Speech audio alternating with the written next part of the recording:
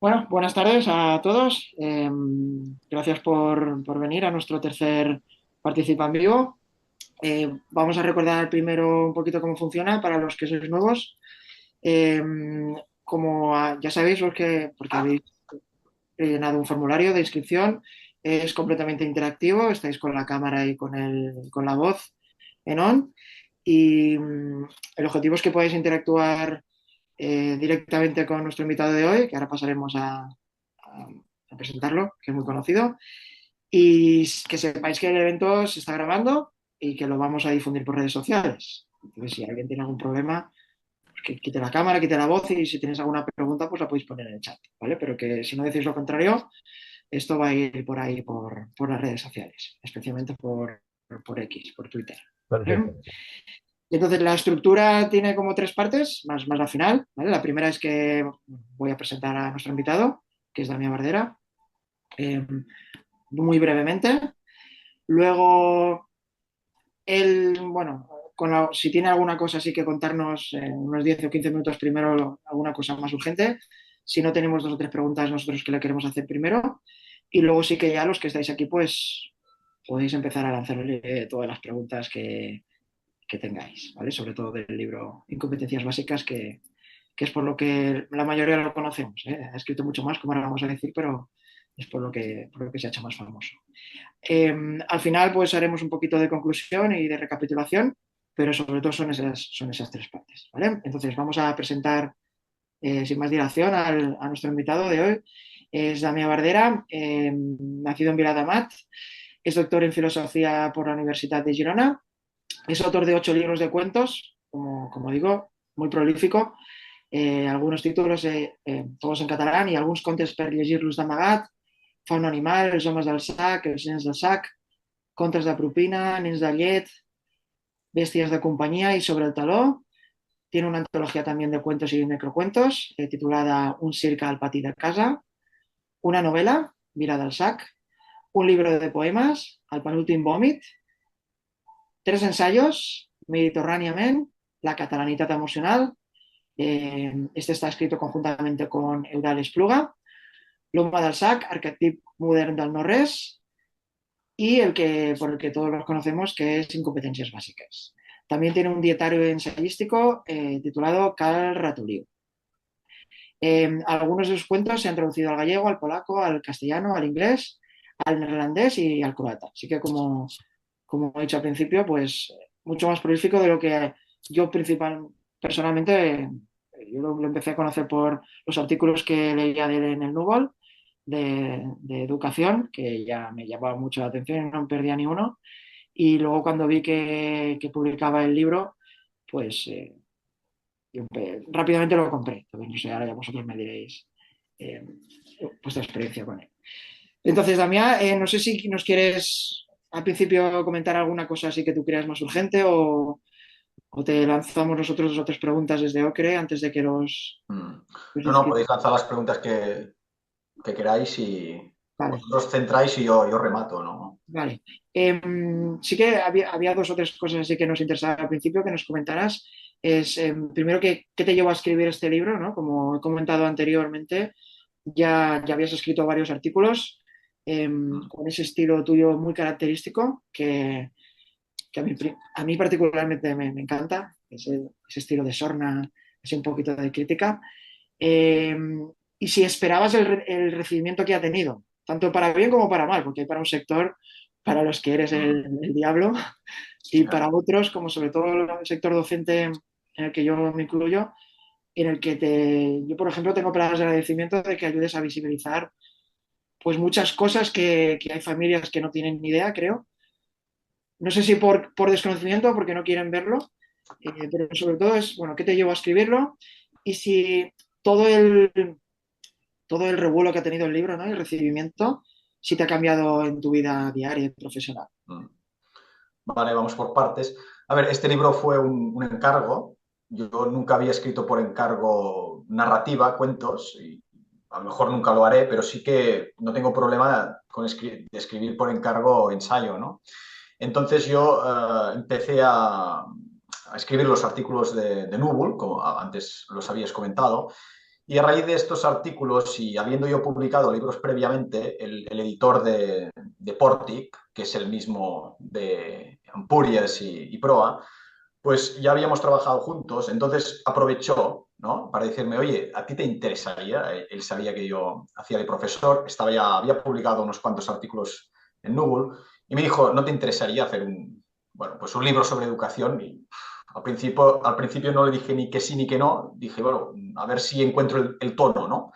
Porque tampoco tenía que ser un libro que fuera una recopilación de artículos, ¿no? Tenía que ser un libro con una voz propia, con un estilo.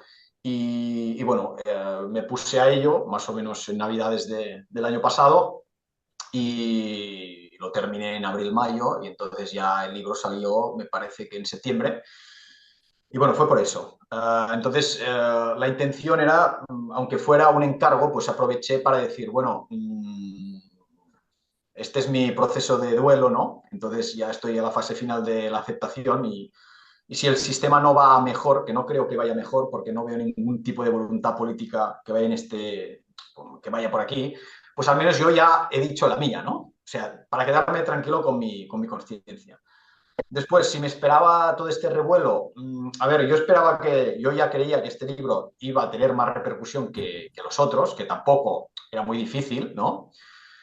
Pero no me esperaba esta repercusión ni mucho menos. Yo creo que el asunto fue que había algunas entrevistas en medios de la corporación catalana que estaban ya pactadas antes de salir el libro, ¿vale?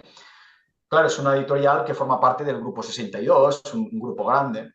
Entonces, mi hipótesis es que al estar ya pactadas estas entrevistas, claro, al sector pedagogista, ¿no? A los que básicamente viven del sistema y que han tenido el relato controlado durante 10, 15 años, pues se les avanzó por la derecha, ¿no? No se lo esperaban, no se lo esperaban. Y entonces el problema que tuvieron es, ostras, ¿qué está pasando aquí? Le están dando voz, porque yo no soy el primero que dice este tipo de cosas. Lo que pasa es que este libro se coló y no pudieron reaccionar a tiempo. Y cuando se dieron cuenta, ya la bola, ¿no? Se había hecho grande. Pero no me esperaba esta repercusión, ni mucho menos. Y entonces me di cuenta de que ya lo vi con los artículos, que había tocado bueno, pues un lugar sensible, ¿no? De la sociedad. Y la tercera pregunta es si esto me ha cambiado la vida. Hombre, a ver, ha habido mucho estrés y tal, pero cambiar no. Pero sí que bueno, mi intención es abandonar, aunque sea parcialmente, la docencia. Al menos tal como está el sistema ahora mismo. Y si yo puedo aprovechar, pues mi faceta pública para encontrar algo, aunque sea parcialmente, pues lo voy a hacer. No tengo ningún problema en decirlo, porque hay gente que dice, no, es que este quiere vender libros y tal, ¿no? Como si yo me estuviera forrando. Bueno, la gente que dice esto no sabe realmente lo que se gana vendiendo libros. Es que, en fin, yo si tuviera que escribir libros para hacerme rico, pues sería muy burro, ¿no? Porque no, no es la mejor estrategia para hacerse rico, ni mucho menos, y menos con lo que escribo yo. Por lo tanto, por aquí no, los tiros no van por aquí. Me parece que he respondido a las tres preguntas, ¿no? Sí. Sí, sí, perfectamente. Sí. Vale, vale, ok. Vale, y la segunda que teníamos nosotros es si nos podías hacer, es muy difícil lo que te voy a decir, que lo resumas, pero si nos puedes resumir para ti cuáles son los principales males del sistema educativo actual y yo creo que con eso vamos a empezar ya a entrar en materia con todos los participantes.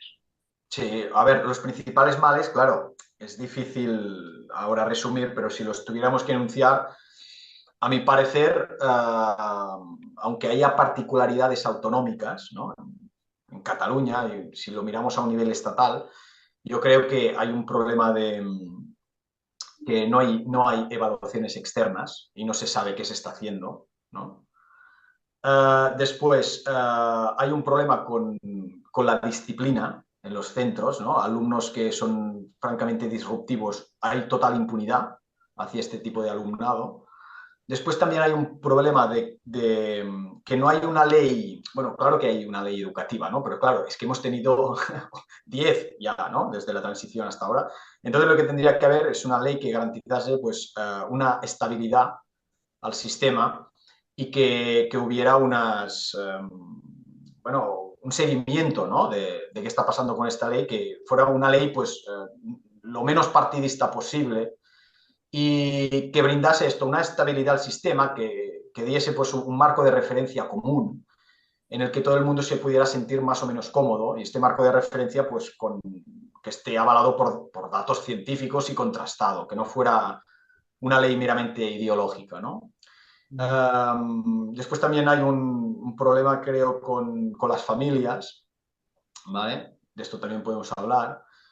Y evidentemente hay un problema de que el profesorado actualmente no sabe exactamente qué papel tiene que desempeñar en su tarea.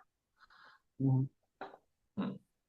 muy bien, pues sí, bastante completo el resumen. Yo creo que vamos a empezar a ir desengranando todas estos temas. Pues podéis empezar a levantar la mano. Ahí abajo tenéis un cuadradito de color verde que pone un corazón que pone React, reaccionar. Entonces, si levantáis la mano, empezáis a poder participar y preguntarle. ¿Vale? Andrés, adelante.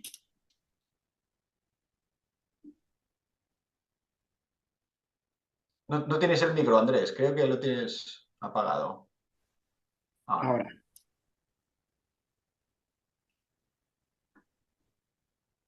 No se te escucha, Andrés. Andrés, no se te oye. No. En teoría no estás mutado, pero no sé, por alguna razón no te coge el audio. Vale, pues si queréis otra persona mientras él soluciona su audio. Ana, Ramón, Maite, Josep.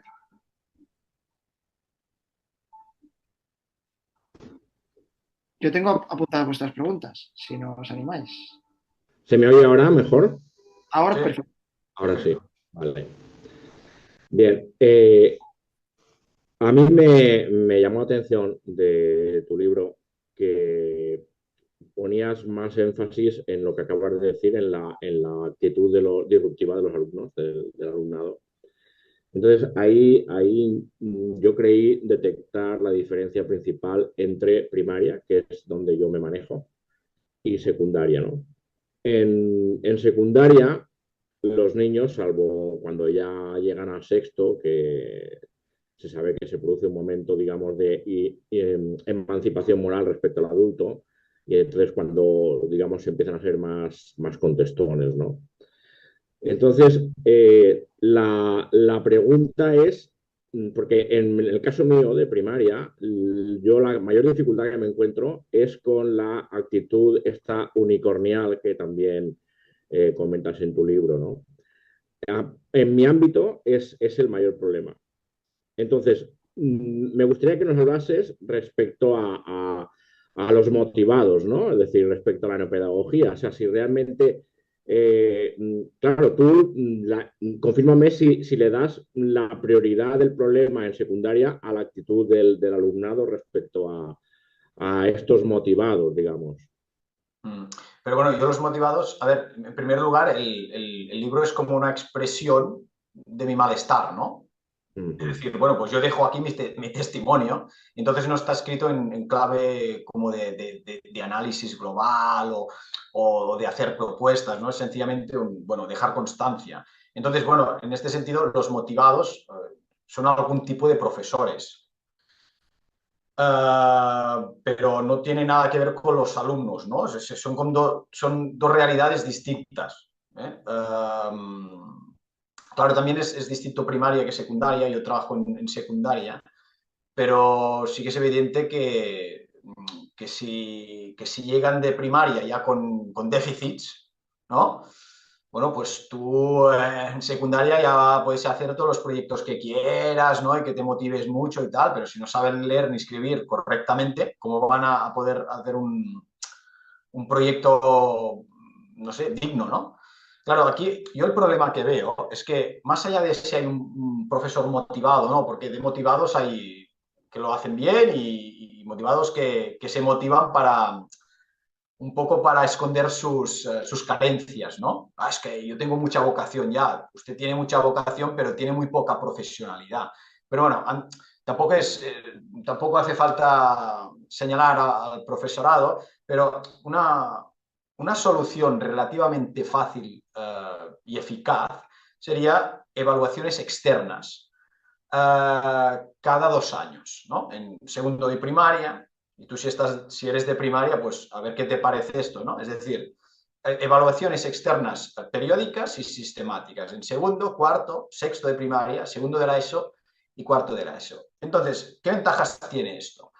Primera ventaja, que vas a obtener unos datos fiables de cómo está la situación, ¿no? Pues tenemos estos datos fiables. Vale, después, el profesorado va a saber lo que tiene que hacer, ¿no? Como mínimo, que los chavales van a tener ese nivel de mínimos. Por ejemplo, hay un problema que es, los niños tienen que saber leer en primero de primaria ya, tienen que aprovechar la ventana de oportunidad, ¿no? Vale.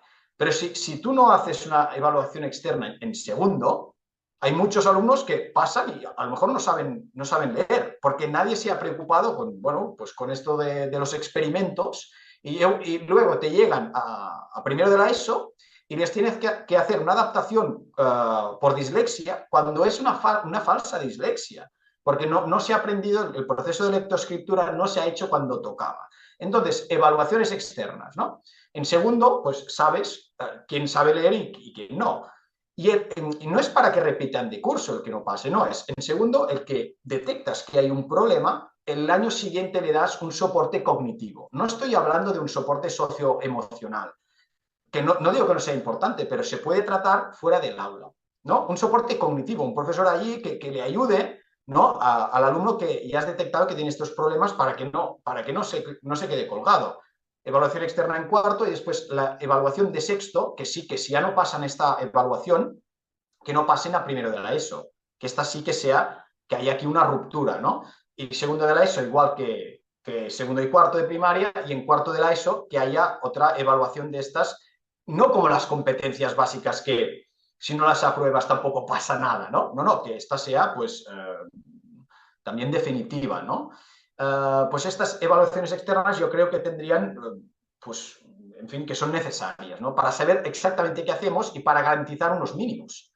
Y además las familias sabrían pues qué va a hacer su hijo ahí, la escuela, ¿no? Y los alumnos sabrían por qué están estudiando y los profesores sabríamos exactamente por dónde tenemos que ir. Esto tendría que ir acompañado de algunas otras medidas, pero es que si no hay esto, si no hay un mínimo control, yo veo que es imposible arreglar nada. O sea, el bachillerato aguanta, o más o menos, porque hay una selectividad que cuadra a profesores, alumnos y familias.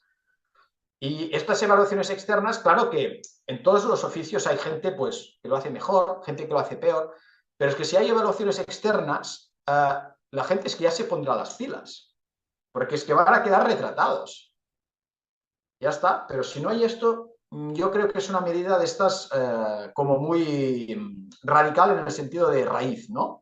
De decir, bueno, es que este es el punto. No sé si tú lo verías bien esto.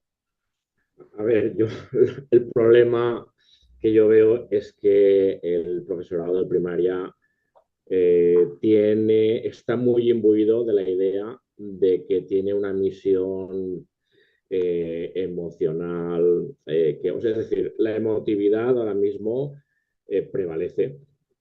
Luego, a nivel formativo, hay que decir que yo es que no soy nada corporativo, primera, pues porque por mi propia vivencia me es imposible serlo, puesto que en mi experiencia el maestro es un lobo para el maestro. Y que ahora con lo que pasó con la Dana, ¿vale? Eh, están subiendo peor todavía. Es decir, te estás encontrando chiquillos que en sexto, no uno ni dos, sino a lo mejor la mayoría de la clase no saben restar. Cuando restar es un contenido propio de segundo, es decir, es un contenido con el que hay que salir en segundo. Es decir, el panorama, lo triste es que tiene visos de ir a peor todavía.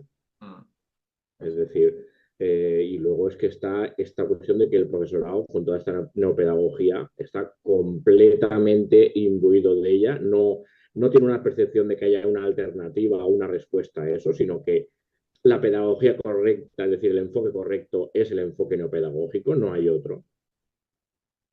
Y entonces, ante esto, y que además el ecosistema de primaria, a diferencia del de secundaria, en el que sois especialistas, pues se presta más a la injerencia de los demás. Es decir, el maestro que quiere, digamos, inculcar contenidos va a encontrarse bastantes más escollos que quizá en lo que se encontraría un profesor en su especialidad, ¿no? En su asignatura.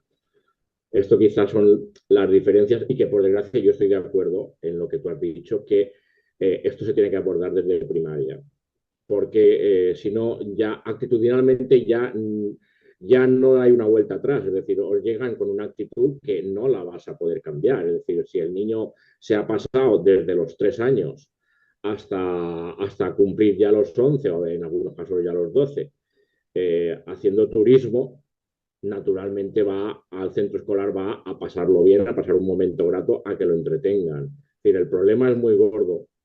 Y yo quería decirte que ánimo en el sentido de que no tenéis la culpa a los de secundaria. Esto lo he dicho muchas veces porque la culpa la tenemos los de primaria. Y en ese sentido yo quería aprovechar para eso, pues para decirte que tampoco os rompáis demasiado un poco los cuernos con qué puede pasar ahí, porque lo que pasa ahí es que tenéis el producto lógico e inevitable de lo que se hace en primaria. ¿Vale? Bueno, y seguramente también tendríamos que ir a ver infantil, pero fíjate que en primero de la ESO, más o menos, un tercio del alumnado te llega sin las competencias básicas de sexto, que esto básicamente quiere decir que no saben leer ni escribir correctamente.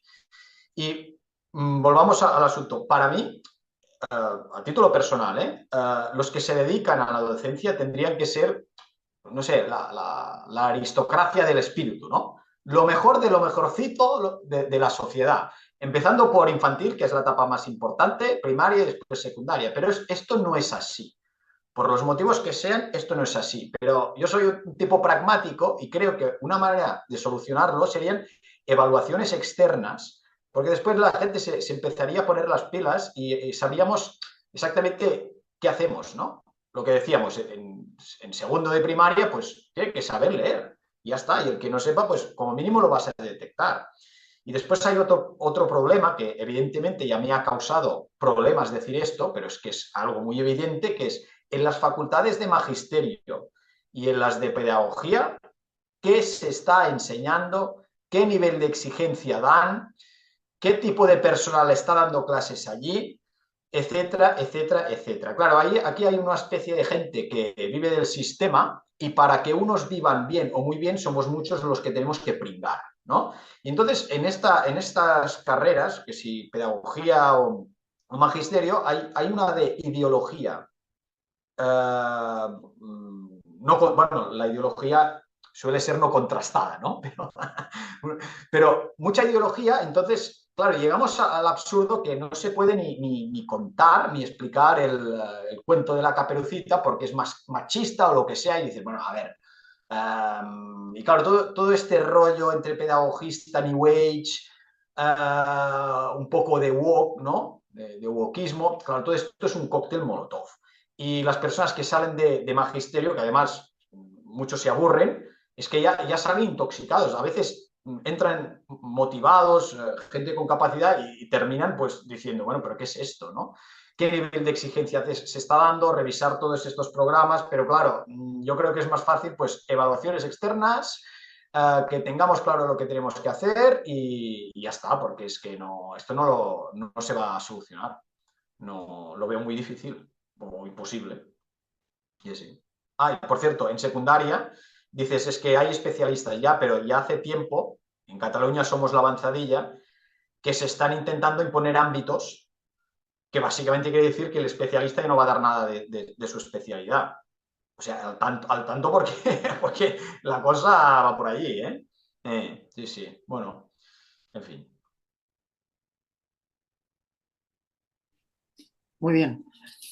A ver, un par de comentarios de lo que habéis estado comentando. Hay por ahí gente que dicen y escriben libros de que la educación española nunca ha estado mejor. Y para ello se basan en el número de promociones, en el Sí, número claro.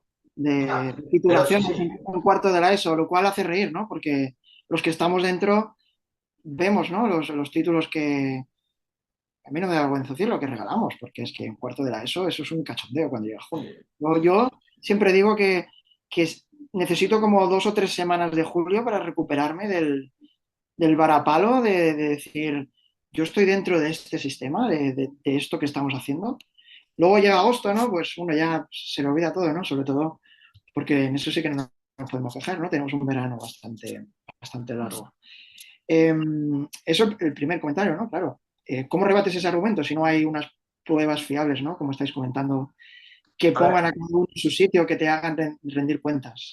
es que evaluaciones, pruebas externas ya las hay, que si PISA, los PILs de cuarto de primaria, por lo tanto no es verdad que no se tengan datos que contradigan esto. Entonces, Dejan, ¿cómo nos dejan? Eso es. hace poco, menos de un año, salió un libro que no sé si era Educafakes o algo así, de dos autores, yo ya me Ese manifesté en su es el que momento, me ¿no? estaba refiriendo yo. Ese es el que Sí, me sí, estaba sí. Bueno, claro, o sea, dicen, no, es que los datos del sistema, ¿no? Los que manejan, Ah, claro, claro. aquí aprueba más gente, ¿no? La gente, o sea, la cosa está mucho mejor que nunca. Pero claro, mi reflexión es, a ver, si el sistema es corrupto de por sí, ¿no? Si se están regalando títulos y tal, y esta gente empieza a hacer discurso a partir de los datos que le brinda el sistema. Mm. Claro, ¿a qué conclusiones va a llegar? Si los datos que tiene son los del propio sistema, pero es un sistema que ya se está haciendo trampas. Es Mm. como si, a ver, aquí es la gran mentira, ¿no? Que decía yo, que si tú tienes unos médicos, ¿no? Imagínate que tienes 100 pacientes que se tienen que operar del corazón y los operan del corazón, pero en el acta de la operación, todos los médicos ponen sistemáticamente que los han operado, yo qué sé, del hígado, ¿no? Pero los han operado realmente del corazón. Claro, la pregunta es, ¿cuántos operados del corazón va a haber? Claro, depende. Si miras las cifras oficiales, pues no habrá ninguno, porque todos están operados del hígado. Pero la realidad es que todos están operados del corazón. ¿Me explico? Pero Mm. claro, el médico que sabe esto ya dice, en el papel oficial, cuando pone hígado, ya sé yo que es corazón, ¿no?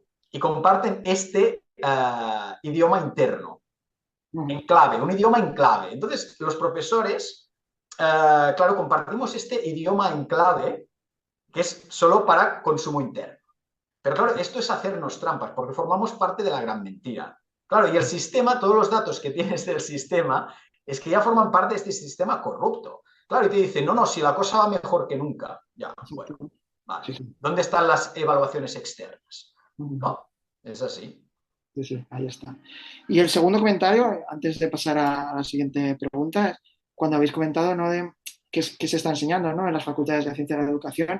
Hay un dato muy curioso que yo lo descubrí en el libro Escuela de Libertad, no sé si lo conoces, de Javier Mestre, lo recomiendo. No. ¿Cómo se Que titula?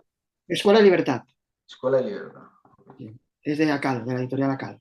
Ah, Y había un estudio del máster de profesorado, ¿no? Este famoso que antes era el CAP. Yo hice el CAP, no sé, hace ya unos años que está el máster, que es un poco más largo y más tedioso todavía. Y es curioso porque desde el pedagogismo, ¿no? Se defiende que se debería enseñar más pedagogía, que los profesores deberían recibir más formación, pero luego los alumnos de este máster, las valoraciones que hacen de la enseñanza que reciben en esa formación es nefasta, o sea, todo es muy bajo y lo único que salvan es, curiosamente, la parte que hacemos los profes rancios para los pedagogistas, que es las prácticas con el tutor. Y digo, estos estudios no les deben hacer a esta un gente. tutor que, por cierto, no cobra, ¿eh? Es decir, Exacto, a estos alumnos hay facultades que les cobran 7.000 euros o algo así, pero el tutor, que es el que pringa, eso es otra. este no cobra, tú. Sí, sí, sí. Pues vale. Pues casualmente esa es la parte que aprueban los alumnos de la formación que reciben. O sea que... Ya. Bueno, es que claro, este máster es muy indigesto, ¿no? Y entonces te vienen a decir que no puedes dar clase teórica o magistral, pero ellos te dan clase magistral, ¿no? Sí, Vale. sí, Pues muy bien. No, no, es absolutamente, en fin, nefasto este, ¿no? Infumable, infumable. totalmente de acuerdo. Siguiente pregunta. Ana, Ramón. Ana.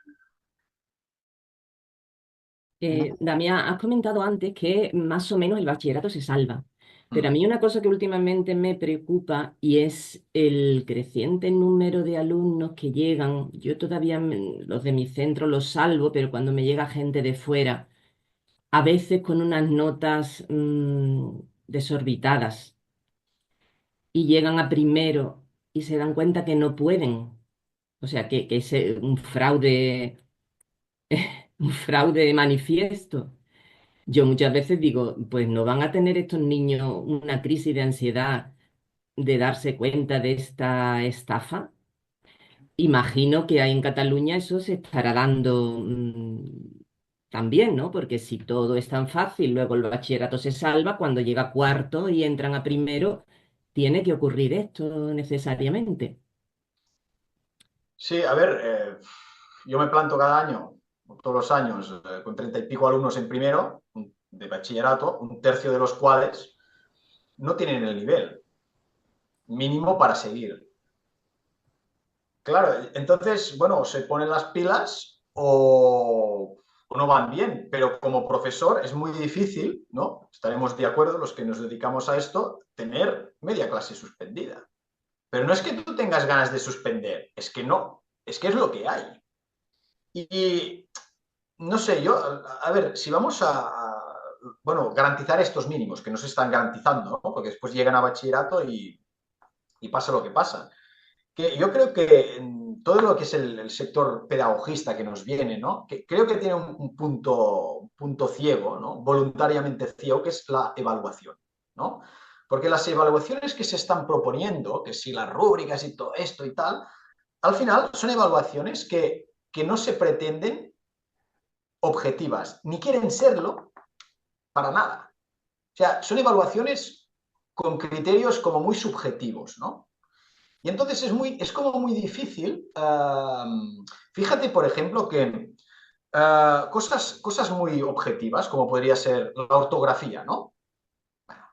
Claro, esto ya no se evalúa. Te dicen, bueno, vamos a evaluarlo dentro del conjunto y tal, ya, pero es que la ortografía, por ejemplo, tú dices, bueno, una disertación de 300 palabras, ¿no? Venga, pues de 0 a 1 faltas, un 10 de ortografía, ¿no? De 2 a 5, pues un 9.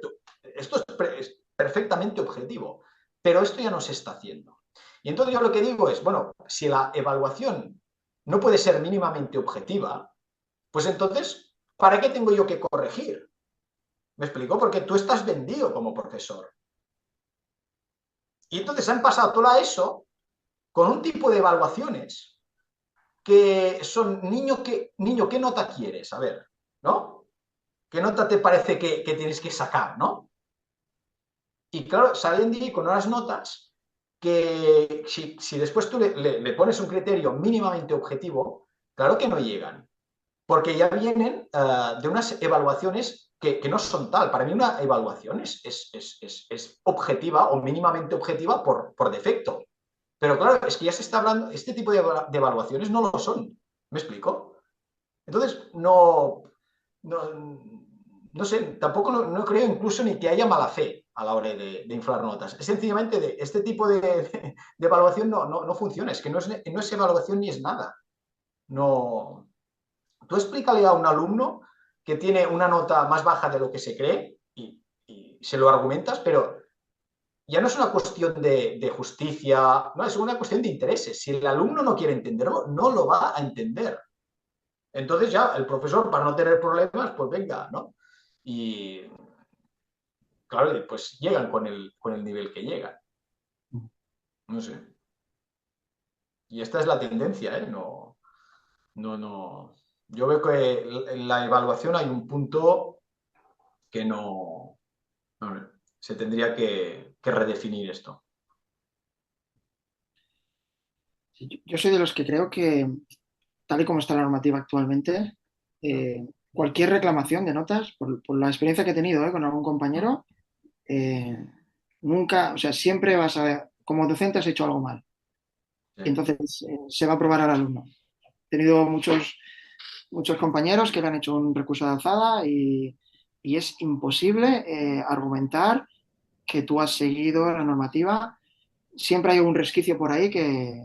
Eso es, pero es que es más, o sea, estoy totalmente de acuerdo, es que es muy perverso, porque hay unas normativas que, yo qué sé, lengua castellana de segundo de la ESO, 70 u 80 páginas de normativa de lo que se tiene que hacer y tal, y dices, bueno, a ver, esto es mucho más fácil, ¿no? Pero no, 70 o 80 páginas con una neolengua en el sentido de Orwell, ¿no? Que no la entiende nadie.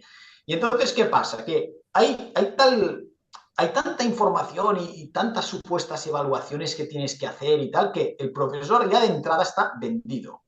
En el sentido de, si te protestan por una nota, siempre, lo que decías tú ahora, Paco, siempre es que hay un resquicio, ¿no?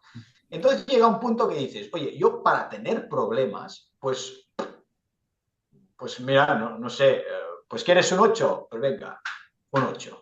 Que, bueno, no sé, ya no hay ni siquiera notas numéricas en la ESO, ¿no? Hay como franjas y tal, ¿no? Pero claro, es que estas franjas que hay, bueno, no sé si en toda España hay estas franjas, ¿no? Si en algún sitio todavía pueden poner notas numéricas, pero claro, es una falta de respeto, porque tú vas al médico, imagínate que el médico te dice, usted está bien de, yo qué sé, de azúcar, ¿no? Ya, bueno, pero estar bien, ¿qué quiere decir? Si hay una franja, yo qué sé, de 8 a 12, yo estoy a 11,9 o estoy a 8,1. No es lo mismo 8,1 que 11,9, aunque todo esto está dentro de la normalidad, ¿no? Pues entonces, a ver, ¿es lo mismo un 6,6 que un 8,2? Que quedaría englobado en la misma franja. Hombre, no es lo mismo, no. Pero todo cuela, ¿no? Sí, sí. Sí. Bueno, creo que no es en toda España, ¿eh? La Comunidad Valenciana este año las han vuelto a poner numéricas. Bueno, pues en Cataluña Afortunadamente. somos la avanzadilla, ya te digo, ya hace años que en la ESO no se pueden poner notas numéricas.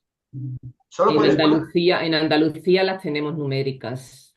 Pues en Cataluña no hay notas numéricas por ley, ¿eh? Además, si pones alguna nota numérica en los comentarios, queriendo decir, esto es una trampa, porque los profesores, la mayoría, los que conozco yo, evalúan de manera numérica y después traducen, ¿no? Es decir, si esta ha tenido un 6,4, pues tiene un assolit notable, que se dice, ¿no? Como, bueno.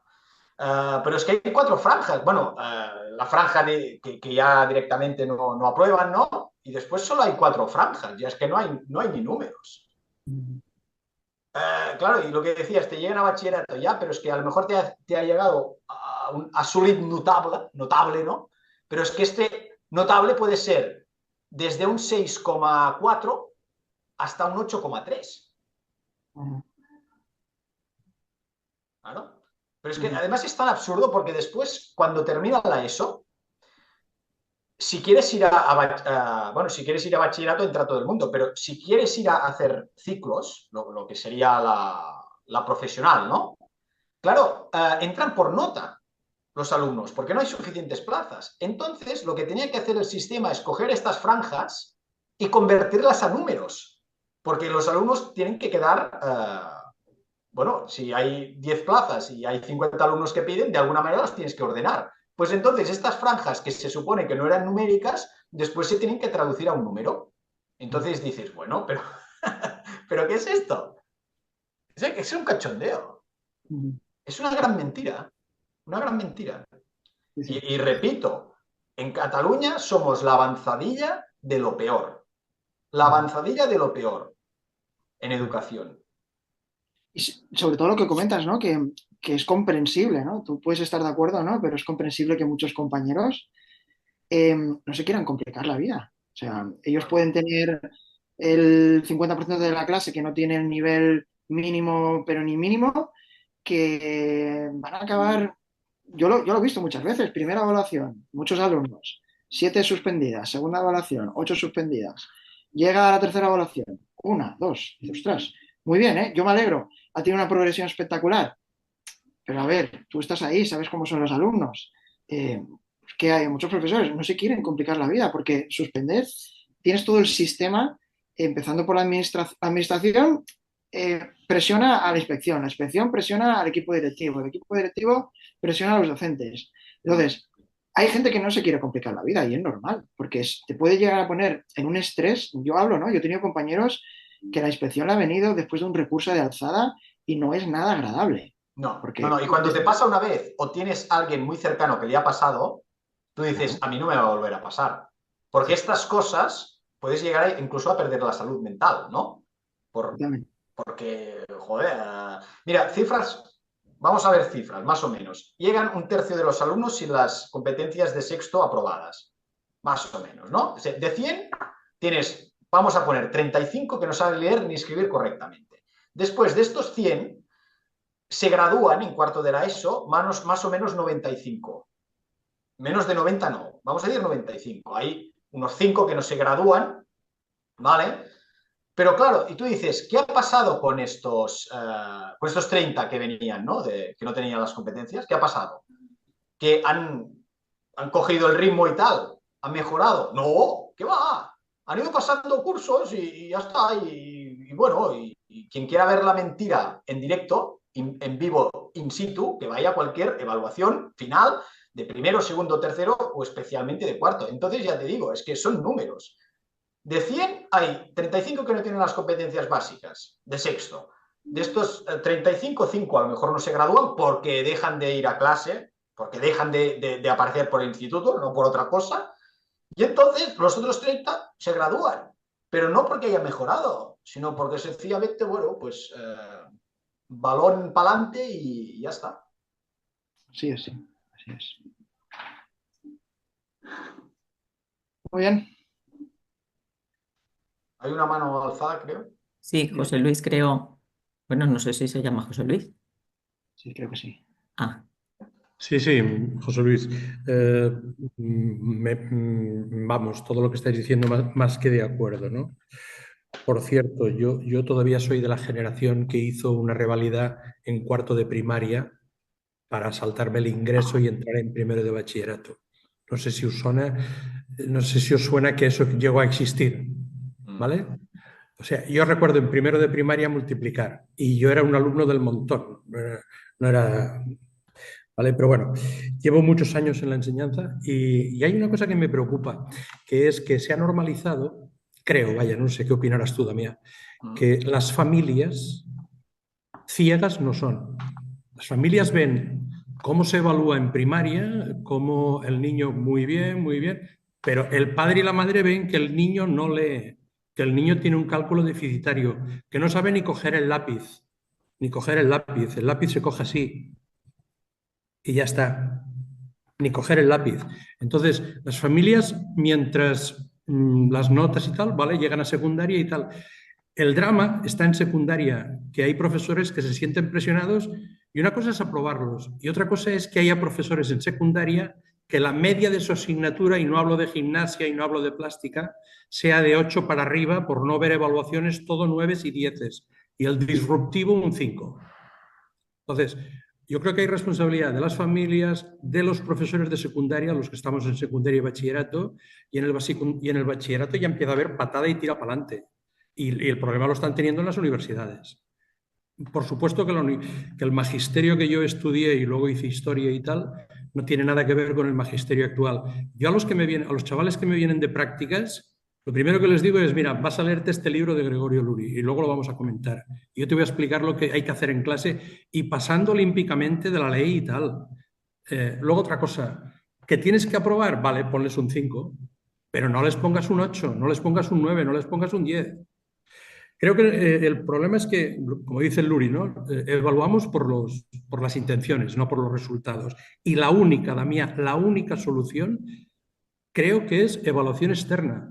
Que te llegan críos a la ESO, y no hablo de un 50%, no, el 70% no te coloca los continentes en un mapa.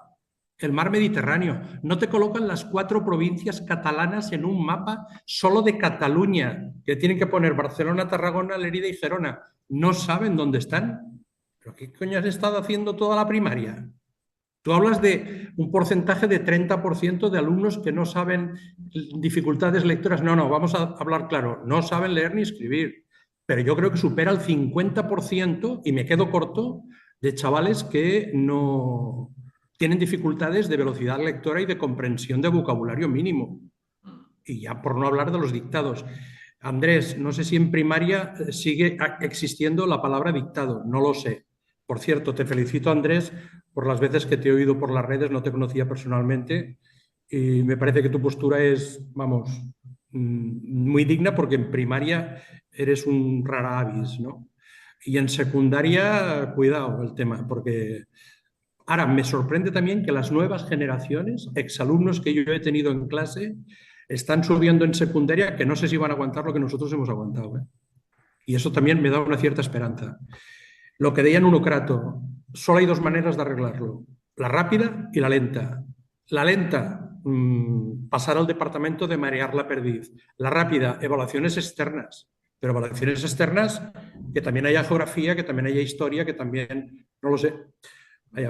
Entonces, mi pregunta, o más que mi pregunta, es, ¿de verdad creéis que pasa por algo más que no sea una evaluación externa rigurosa solucionar este problema?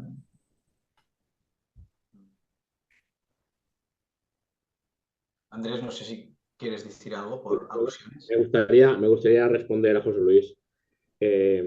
Mira, el dictado, bueno, sí, cuando lo hago yo. O sea, yo soy de la opinión de que si quieres ver el bien, has de ejercerlo tú en primer lugar, ¿no?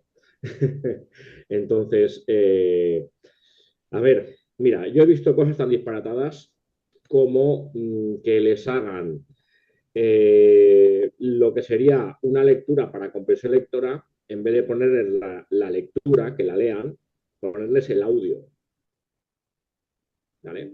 Es decir, justificando que es que si no, la cosa no es lo suficientemente ágil. Date cuenta, es decir, comprensión oral. Es decir, pero entonces no es comprensión lectora. Hombre, sí, no es comprensión oral. Es decir, están oyendo. Es decir, este nivel de locura. Claro, ves la cara que me pone la mía. Es que claro, yo cuando lo oía, es que cuando os oigo decir lo de evaluaciones, yo sé lo que pasaría. Pasaría que sería un barrer debajo de la alfombra espectacular. Es decir, sería el timo del tocomocho elevado al cubo. Entonces, yo la solución, porque vamos a ver, no sé si os dais cuenta que estamos hablando de una cuestión que es una tragedia social, es decir, es un suicidio social, de hecho.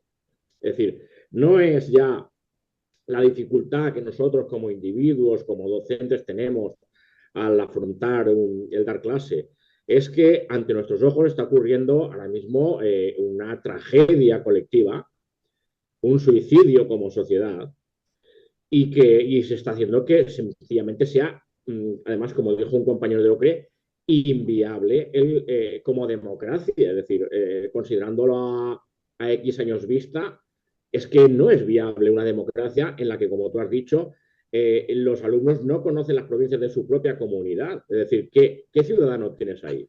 ¿No? Entonces, yo creo que es que nos quedamos tibios a la hora de pronunciarnos sobre esto porque es escandaloso. Yo por lo menos lo que veo a mí me escandaliza.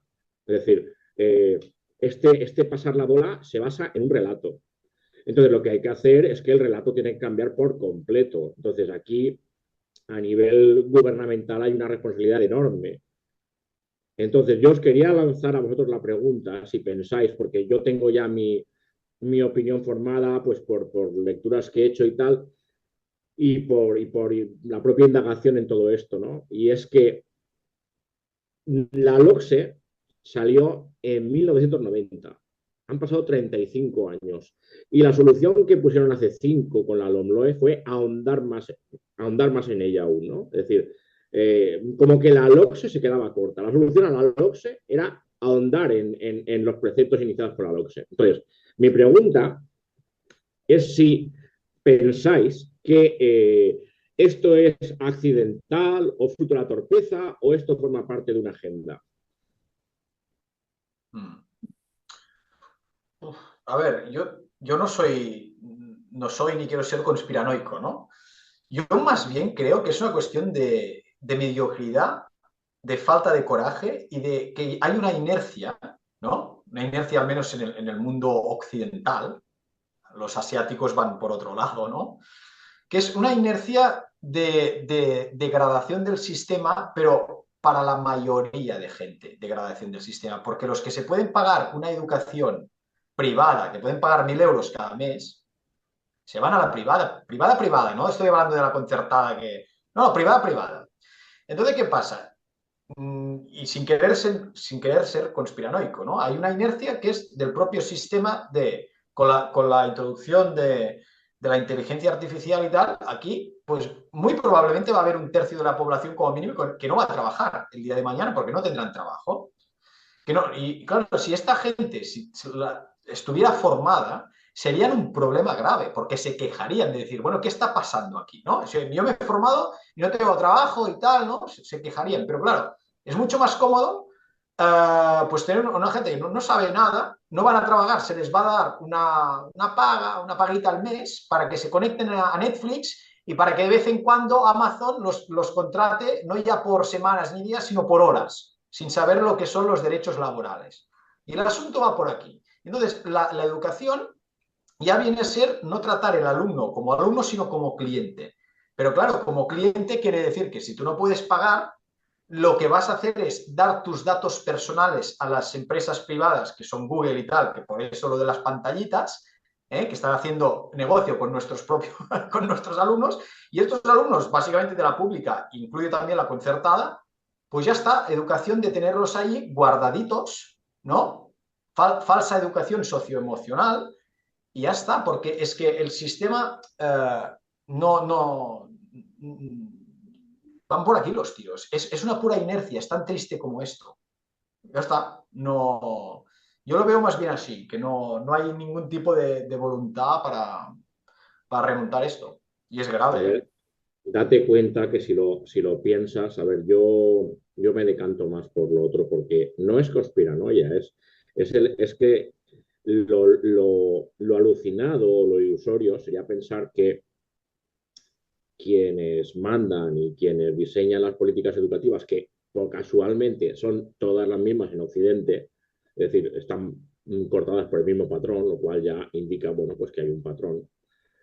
Eh, esto hay que darse cuenta de que es más improbable pensar en que haya 35 años siguiendo una inercia, como tú dices, y que a la hora de cambiarla, una gente que, como tú dices, tienen los datos y que lo que hagan sea ahondar más en ello. Es decir, tú deliberadamente te pegas un tiro en el pie. Entonces, esto es que si uno lo piensa, está claro que hablar de una agenda suena conspiranoico, pero si dejamos de pensar en gente que está, no lo vemos como gente con capuchas oscuras, sentados en torno a una mesa redonda, en una base secreta, en una isla con un volcán, ¿vale?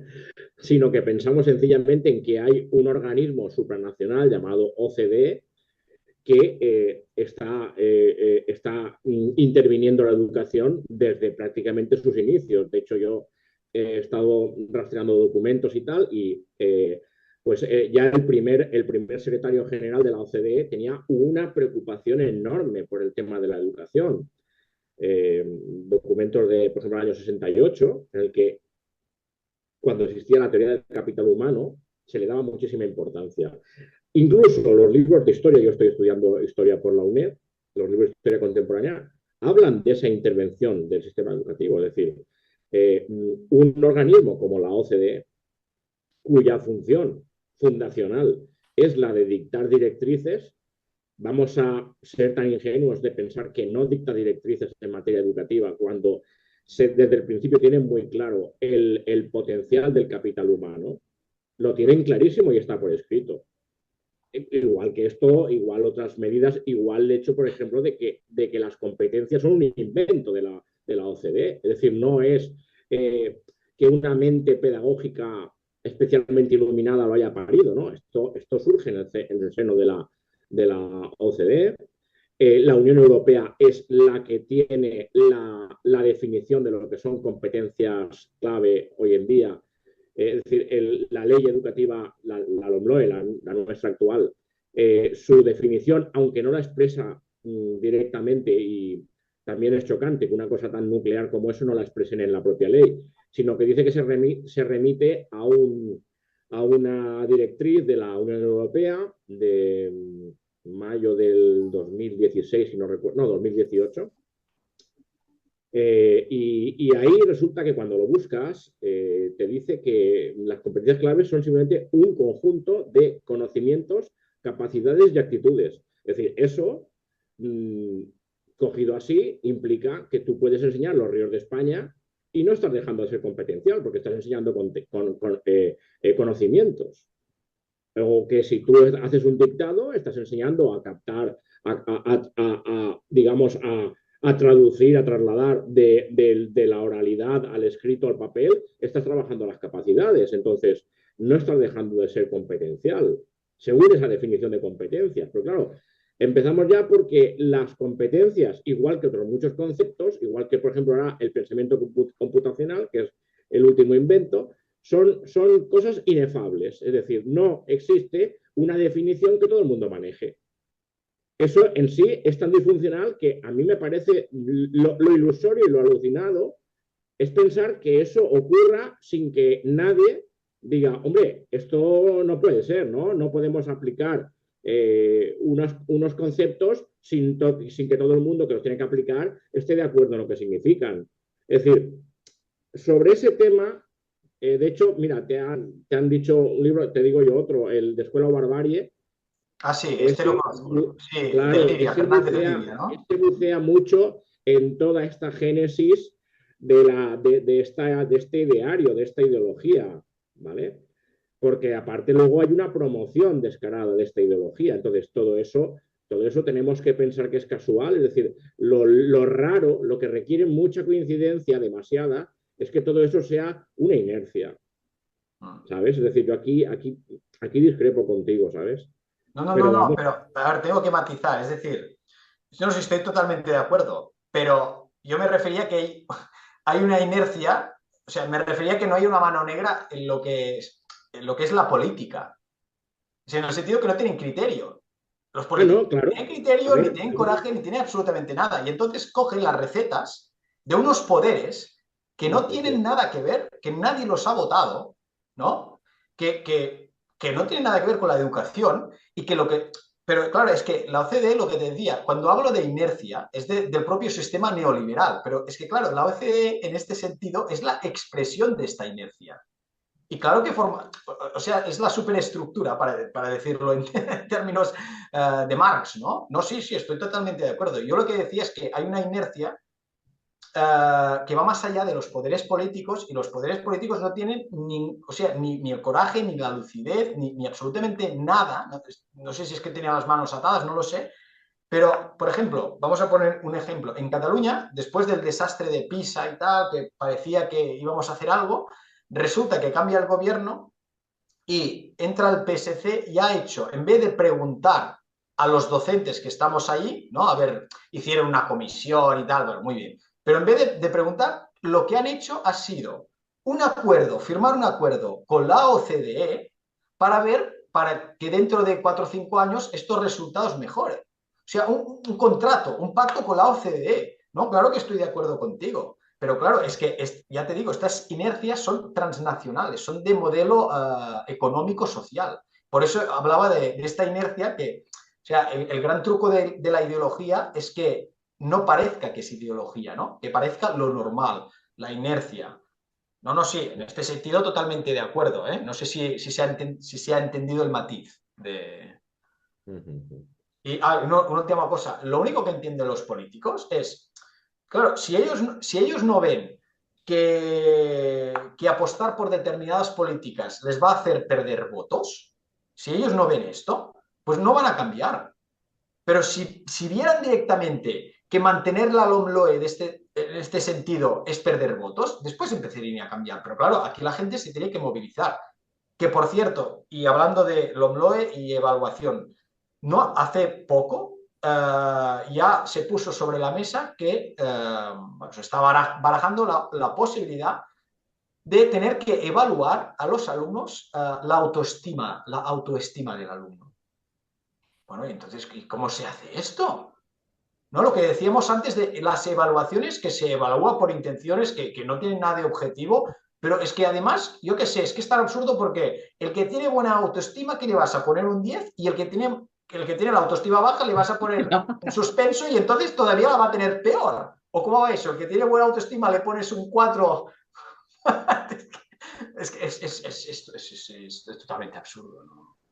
Pero bueno, en fin. Bueno, veamos un poquito. Estamos básicamente, creo, todos los que estamos aquí de acuerdo en la mayoría de las cosas. Ah, es un poquito complicado. Antes decía Damián que las evaluaciones externas son necesarias. Y bueno, sí, estoy de acuerdo, pero claro, el problema es que ya vemos que se sigue hablando el mismo discurso. Decías que la selectividad, las WAU, aún pueden tirar del bachillerato, pero seguimos oyendo el mismo discurso de que estas pruebas deben ser más competenciales, menos memorísticas, o sea que estamos siempre en lo mismo, ¿no? O sea, se pondrán estas pruebas externas, pero tampoco funcionarán. ¿Por qué? Porque yo creo que el problema también importante es el currículum, ¿no? Lo que falta es un currículum mm, diferente del competencial, es sencillamente el que tiene que existir. No sé, algunas otras cosas que se han dicho. Decía Ana antes también al principio mm, sobre el problema del bachillerato. Los que trabajamos en orientación, pues ya lo intentamos, que existe una cosa, ya lo sabéis, que es el consejo orientador, ¿no? Y entonces, pues ya les decimos que no están preparados para ir al No, bachillerato, no, pero no me refiero de esos hay un tercio que se mete donde no debe. que se meten donde no Pero debe, no, pero desorientan no el me consejo refiero a orientador. eso, me refiero a gente que viene de otro sitio, que a lo mejor dentro de 3 años vienen de mi mismo centro, ¿no? Pero ahora mismo vienen de otros sitios porque en mi centro todavía vamos a una, que vienen de otro sitio, no con un consejo orientador de no coger un bachillerato de ciencia, sino que vienen con un 8,5 de Sí, nota sí. media entre matemática y física. Sí, ese es un debate siempre en Y todos tú los... tienes esa nota, tu madre está muy tranquila y tu Sí, padre te ve muy bien orientado. Y sí. ahora resulta que es mentira. Y ese Eso es es un una debate estafa. que no está resuelto y que todas las juntas de evaluación vuelve a salir. ¿Qué le podemos poner a este que ha llegado, si es que ha llegado, con planes individualizados, con toda clase de soportes y ayudas? Y entonces, claro, tiene un notable. Digo, ¿cómo es posible cuando lo máximo que debería poder tener es un 5 justito, ¿no? No, yo creo que ocurre otra cosa también, y es que en algunos sitios hay gente poco profesional o lo que sea, dan clase, bajan el nivel hasta donde pueden, no dan lo que tienen que dar y entonces ese 8 pues es sobre eso que han dado, pero es que eso que han dado no es, o no está sacado de exámenes o no es del temario que tú tienes que dar. Entonces un año tras otro, en un centro malo, o sea, el que no haya un estándar del curso, el que no se siga un estándar del curso y se den los contenidos que se tienen que dar en cada curso y se examinen. puede provocar eso, o sea, provoca eso. Yo Claro, no creo, o sea, no creo que ese niño tuviera un... No, no, por supuesto que mal no. consejo. Bueno, yo Es, sí te entiendo. Y lo que yo quería decir es que en el sentido este, decíais también, bueno, también no creo que se tenga que evaluar la autoestima, pero sí que se tiene que trabajar, ¿no? Es Bueno, importante esto es que, otra cosa, sí, no digo que no. y realmente ahora, pues a lo mejor sí que se le está dando demasiada importancia. Y como decíais vosotros, hay un predominio de lo emocional en lugar de un predominio de lo puramente intelectual o de lo puramente competencial. Pero yo soy pesimista en ese sentido porque no sé si el tema es conspiranoia o la inercia que tú decías, pero realmente creo que no hay un acuerdo social, realmente. Todos los que estamos aquí, creo, tenemos muy clara que la educación secundaria tiene esta función propedéutica y pensamos en que tiene que garantizar una capacidad para seguir en estudios superiores. Pero creo que en eso no hay un acuerdo social, desgraciadamente, y que hay un sector importante de la población pues que piensa bueno, que la educación a este nivel es obligatoria para todo el mundo y que se debe salir pues con un nivelito pues que nos permita pues eso, ser ciudadanos, consumir, producir, y ir a votar cada 4 años y ya está. Y bueno, se empezó en su día con que no era importante saber resolver raíces cuadradas, que a lo mejor es verdad, pero ahora ya se habla descaradamente de que no es necesario saber dividir por dos cifras y hay quien se atreve a decir que no es necesario saber leer, pero eso no hay problema. Por tanto, vamos por un camino de bajada que yo lo veo bastante mal, pero creo que no hay acuerdo social, porque hay un número importante de familias que ya están contentos de que los niños pues vayan a clase en primaria y se pasen la primaria y decíais, ¿qué han hecho en primaria? Pues han estado hablando de Egipto, de la civilización egipcia, de la sangre, han estado hablando de cosas que, pero si no les toca, deberían estar hablando primero de su barrio, conocer el barrio, luego conocer la comarca, luego conocer los ríos de España. Y no, en realidad, pues se han pasado mucho tiempo. Hombre, si por lo menos leyeran, aprendieran a leer y a expresarse correctamente, que hay sitios que creo que sí, me consta que se hace, pero mayormente no.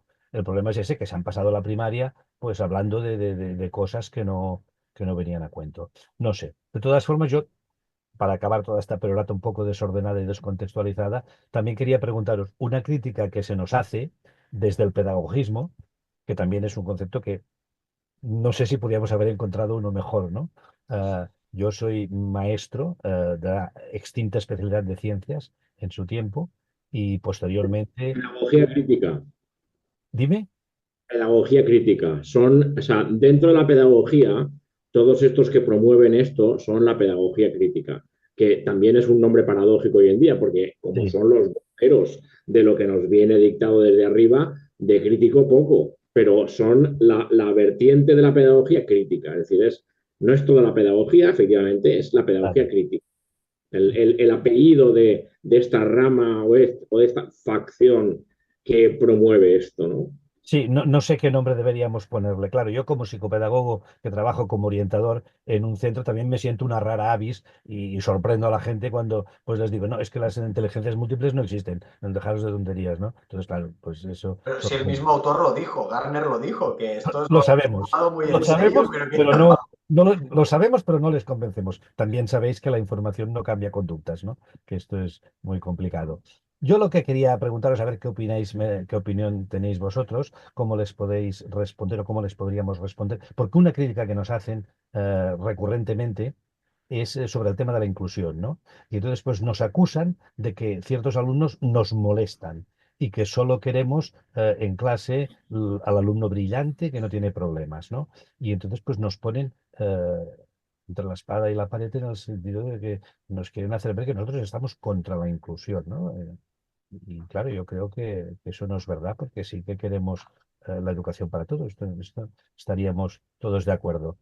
Pero quisiera oír vuestras respuestas, ¿no? ¿Cómo contra argumentaríais cuando se nos acusa de que nosotros lo que queremos es que estamos en contra de la inclusión? bueno, yo si quieres respondo yo, pero voy a retomar algunas cosas, algunos hilos que han quedado por aquí. Tema familias. Sí que hay familias, por ejemplo, la plataforma que lleva Dori Huertas, que se está quejando y tal, y que hace mucho trabajo, pero es que son una minoría. Exacto. Son una minoría. Y a mí me consta, porque además lo sé y tal, que hay familias organizadas en Cataluña porque ven que sus niños en la escuela no aprenden nada y se organizan para enseñar contenidos a los hijos bueno, de estas familias, porque en la escuela no los aprenden. Hay gente, padres, madres, que después de una jornada laboral agotadora, llegan a casa y tienen que enseñar a sus hijos geografía, mates, lo que sea, porque es que no lo aprenden en la escuela. Y a mí me lo han dicho, me dicen, oye, pero es que claro, yo pago unos impuestos, ¿no? Los tengo ahí en la escuela, pero no aprenden nada. Una anécdota muy significativa. A mí me vino un padre, bueno, el padre y la madre tenían dos hijos en primaria. Ven que no aprenden nada, se quejan, ¿vale? Hay 5 familias más que también se quejan de decir, bueno, pero ¿qué es esto, no? Claro, la dirección del centro, bueno, al final tienen una reunión con el inspector. Vale. Respuesta del inspector. Oye, mira, ya sé que esto es, en fin, que esto no aprenden nada, ya sabemos que es un desastre, o sea, el inspector ya lo sabe. Dice, pero claro, aquí sois 6 familias que os quejáis de un total de 20 y pico, de 20, un poco más de 20, ¿no? Como sois minoría y las otras no se quejan y ya les está bien que estén los niños por aquí, pues vamos a seguir así. O sea, y este no creo que sea un caso aislado, ¿eh? O sea, tema familias, ¿eh? Familias que ya lo ven y se organizan y tal. Después, el tema del currículum. Yo creo, evidentemente, que el currículum tendría que estar secuenciado, bien secuenciado a través de contenidos y una vez y con las evaluaciones externas después, y que cuando haya estos contenidos de mínimos, pues después haz los proyectos que quieras, ¿no? Pero no puede ser que un chaval termine la secundaria sin saber en qué provincia vive. Y esto existe, sin saber en qué provincia vive.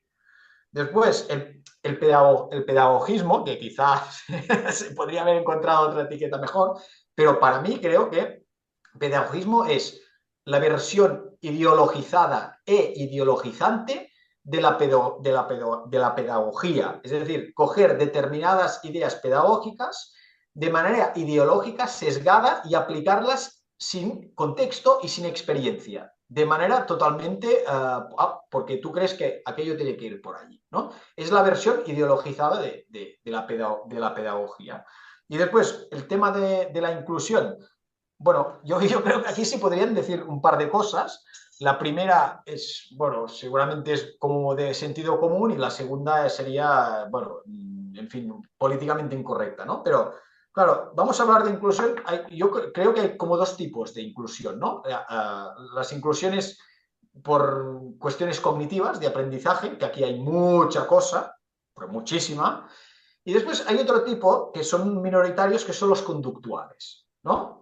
Pues, bueno, por lo que a la cuestión cognitiva se refiere, yo no veo que fuera un problema que el título de la ESO, el título de la ESO actualmente es lo mismo para todo el mundo, ¿no? Y te dé acceso a todo. Bueno, pues ¿qué problema habría que hubiera diferentes itinerarios y que estos itinerarios no fueran, que fuera reversible, que hubiera cursos puente o lo que sea? Entonces, un título de la ESO que te da acceso a bachillerato, pero no te da acceso a ciclos, porque tú no has hecho aquello, o al revés, que te da acceso a ciclos, pero no a bachillerato. Si después quieres cambiar, pues haces un curso puente.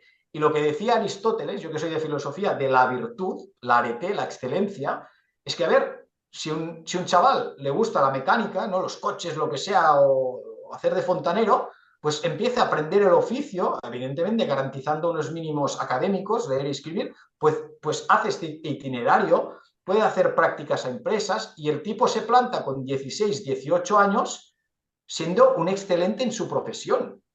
Después habrá gente que hará el bachillerato, irá a la universidad, será periodista y será un periodista mediocre. No tendrá su excelencia. No sé si me explico. ¿Qué problema hay que el título de la ESO sea diversificado? Es que yo no entiendo qué problema hay aquí. Es que, es que hay una moralina del garantismo. Es decir, esto lo escribí yo esta mañana, esta reflexión. Hay un garantismo forzoso, hay un garantismo además insaciable, porque, vamos a ver, es que yo, esto de que hay que contestarle a esta gente, yo es que casi que, es que primero, ¿por qué hay que contestar?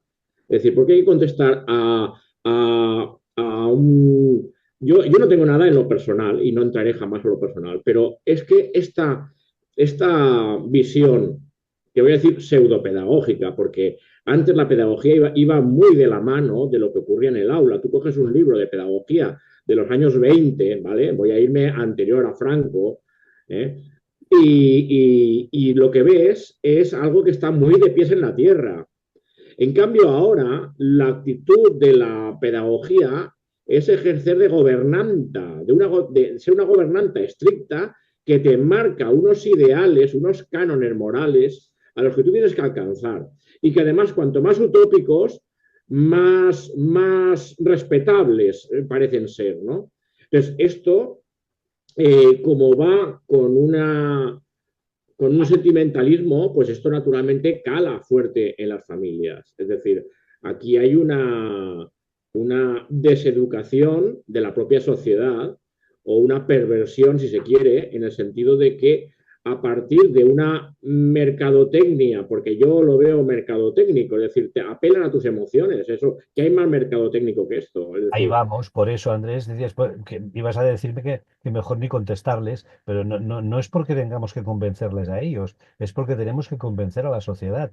Porque si no convencemos a una mayoría, mientras sea una minoría la gente que realmente se preocupa de buscar una escuela donde sus hijos aprendan algo, mientras sea una minoría, no iremos bien. Entonces tenemos que convencer a la mayoría, porque solo convenciendo a una mayoría el tema entrará en la agenda política y podremos hacer algo. Porque el problema es que ahora no hay ningún partido, ninguno, que exacto. defienda una visión alternativa, más Claro, cercana pero, a la que tenemos nosotras. Por eso, Andrés, decías, "Bueno, ¿para qué le vamos a contestar? No, no, si ellos no. Pero tenemos que convencer a la sociedad y de alguna claro. manera hay que hacerlo. No sé cómo. Claro, pero si el propio profesorado ignora que hay una respuesta al discurso hegemónico actual, las familias peor, es decir, las familias, pues, oye, yo he tenido un hijo, yo confío, lo llevo a la escuela y confío que sabrán lo que hacen con él, ¿no?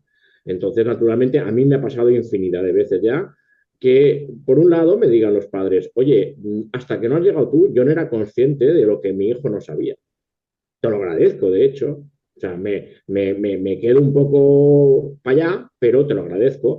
Y luego tengo que decir que yo, la mayoría de familias siempre suelen estar muy en sintonía conmigo y suelen agradecérmelo. Es decir, yo, la gran mayoría de las familias, cuando ven que el nene llega a casa contando lo que ha aprendido en el cole, pues oye, luego te lo comentan y suele agradarles. Es decir, que mm, mm, desde mi punto de vista, las familias son el elemento más fácil de convencer en realidad. Es decir, lo que ocurre es que hay un discurso que como va revestido de una moralina y de una penalización y de una censura si tú no acatas esas falacias en las que va revestido, es decir, el tema de la inclusión. ¿Eh? Si tú dices, bueno, pero a ver, ¿qué hace un nene de cuerpo presente en clase? Un nene que tenga una problemática cognitiva que realmente le impida seguir el currículo convencional. Pero la inclusión es que ese nene esté en clase. Para mí eso es una exclusión de cuerpo presente, pero no es inclusión, es exclusión. Es decir, es una falacia, lo que pasa es que es una falacia que se vende con buena prensa. Entonces, toda esta gente que promueve esto, para mí, en cuanto yo palpo la realidad, quedan deslegitimados su discurso desde el minuto uno. Entonces, lo que hay que tener claro es que hay que tener una actitud mucho más, no voy a decir reactiva, porque no voy a decir de encabronarse y perdonar la expresión, ¿no? De engrescarse con ellos, sino directamente de ser mucho más asertivo y mucho más firme en decir, no, perdona, esto que tú estás diciendo son unos planteamientos morales que no se basan en ninguna realidad. Tú me estás proponiendo la utopía como obligación. Entonces, ¿esto qué significa? ¿Qué viabilidad tiene? Ven tú, enséñame cómo se hace. Porque claro, al final todo es discurso. ¿Y qué está pasando? Que todo esto, esa utopía, hay que hacerla real mediante el discurso. Entonces, a lo que decía antes Ana, de que, o sea, ¿qué pasa con la nota? ¿No? ¿Qué ocurre? Bueno, pues yo he visto notas en las que, de final de curso, en las que se pone, alcanza los objetivos, pero conviene que repase las multiplicaciones. O conviene, esto a lo mejor en quinto. Y dices tú, pero vamos a ver, entonces no alcanza los objetivos, porque me estás diciendo, por otra parte, en el final, en la observación final, me está diciendo que en realidad no consigue los objetivos de segundo, pero le acabas de poner un notable en quinto. Es decir, esto es el desparrame absoluto. Es decir, hay que verlo en la gravedad de lo que es. Y yo lo he dicho ya, lo dije en el Congreso Tercero de Ocre, digo, tenemos que dejar de creer que esto tiene un trasfondo intelectual ni medianamente sólido. No lo tiene. Y es más, no lo tiene cuando lo llevas a la traslación a la realidad del aula. Es decir, la gente que está a pie de aula tiene una noción vaga que se basa en moralina, no se basa en unos preceptos sólidos, porque cuando les preguntas esos preceptos sólidos, te echan mano de las inteligencias múltiples, de los estilos de aprendizaje, es decir, de cosas que están ya refutadas. Con lo cual te quedas muerto porque dices, o sea que tú en realidad, no sé, el vino hace sangre, es decir, no tienes una noción científica en absoluto de lo que es la didáctica siquiera. Entonces, esto ahora mismo está ocurriendo. Entonces, a lo que hay que contestar, yo pienso que es que no es ese discurso elaborado, sino que lo que hay que coger por los cuernos es lo que ocurre en la realidad del aula. Y a cierto discurso, ningunearlo directamente. Yo sí. Yo quería comentar una cosa que ha dicho Damián de las familias que sí son muy pocas, que son una minoría. Yo no pienso que sean tal minoría, lo que pasa es que es una minoría la que se queda en la pública y quiere luchar, a lo mejor, porque hay una mayoría de familias que sí se buscan, porque claro, yo entiendo que lo que ha hecho Dori Huerta es de mucha valentía y las familias que la apoyan y tal es de mucha valentía, porque tú ponerte a hablar en voz alta cuando tu hijo está en el cole, cuando tu hijo está en el cole, es lo más fácil es lo que hace la mayoría de la gente que está preocupada porque sus hijos aprendan y adquieran un nivel suficiente y se los llevan a privados, se los llevan a concertados pijos o se los llevan a algún reducto porque sí que me ha llegado de público que todavía va en esa línea. A lo mejor lo que es una minoría es de familias que se quedan en la pública y que tienen la valentía como Dori Huerta de hacer eso. No sé cómo veis eso, porque familias que están preocupadas porque sus hijos tengan un buen nivel y aprendan y no sé qué, las hay, pero que la gente hace lo que ve más factible. Y claro, quedarse en la pública y luchar lo hacen unos pocos. Yo si me permitís, o si me permites también un poco, recogiendo un poquito lo que acaba de decir Ana y con con la preguntita que nos ha lanzado Ramón, que esa es la pregunta. Exacto, ¿no? O sea, hay muchas familias que se preocupan por la educación de sus hijos y tristemente, pues estamos viendo que muchas veces lo que hacen es llevarlos a otro sistema, ¿no? Otro sistema que se escapa de esta estafa que nosotros vemos cada año, que cada vez se hace más grande. Entonces, cuando nos acusan de que estamos en contra de la inclusión, es que lo que ellos plantean eh, es lo que crea más diferencias. O sea, habláis decía Andrés, dificultades cognitivas, ¿no? Es que yo cada año, en los últimos años que tengo los grupos de segundo, tercero de eso, yo tengo alumnado que tienen, y me llena de pena, porque o sea, yo tengo que aguantar que me digan esto, los pedagogistas, cuando yo soy los que los veo en el aula sufrir diariamente, chavales que tienen 3 4 5 cursos de desfase curricular, que yo soy profesor de inglés, y son chavales que cosas que se dan en tercero, en cuarto de primaria, no las tienen adquiridas. Entonces, esos chavales están excluidos precisamente por las políticas y por las ideas que ellos defienden. O sea, ellos te hablan de que los contenidos para qué, ¿no? Claro, entonces, ¿eso a quién daña más? Eso daña al alumnado de origen humilde. Entonces, los que al final hacen más daño a la inclusión son ellos. Pero ellos tienen su discursito bonito, pero los que nos tenemos que comer el marrón, hablando malamente, somos nosotros. Entonces, estamos como en una encrucijada que dices, planificación. Vale, sí, tú puedes hacer gamificación, pero como bases tu clase en la gamificación, te estás perdiendo una formación que la gente que pueda se lo va a buscar en otro sitio, pero los que no pueden son los que lo van a recibir. El alumno tiene que decidir su proceso de aprendizaje. No, es que hay muchas evidencias que eso no les va bien a la gente que necesita, al alumnado inmigrante, al alumnado de origen socioeconómico humilde, ¿no? Es que ya creamos un problema cognitivo con las políticas que se están dando. Mira, yo lo que decía Andrés antes porque todo es discurso, lo de esta gente, ¿no? Una pedagogía que está totalmente desvinculada del aula y entonces encima te vienen como con una superioridad moral hacia ti, que es el que tienes el marrón allí, ¿no? Cada día. Entonces, para poner un ejemplo, y esto ya evidentemente ya me ha llevado problemas decir esto, pero bueno, ¿queréis propuestas? A ver, hay un 5% del alumnado, decíamos lo de la inclusión, ¿no? El tipo de alumno conductual, que dices, bueno, es una minoría y no estoy hablando de alumnos que, un poco folloneros, que hablan en clase, no, estamos hablando de alumnos que agreden, que humillan, que incluso te pueden pegar, que evidentemente pegan a los compañeros, bueno, alumnos que son infumables, que son una minoría, obviamente, pero es que estos alumnos tienen una total impunidad.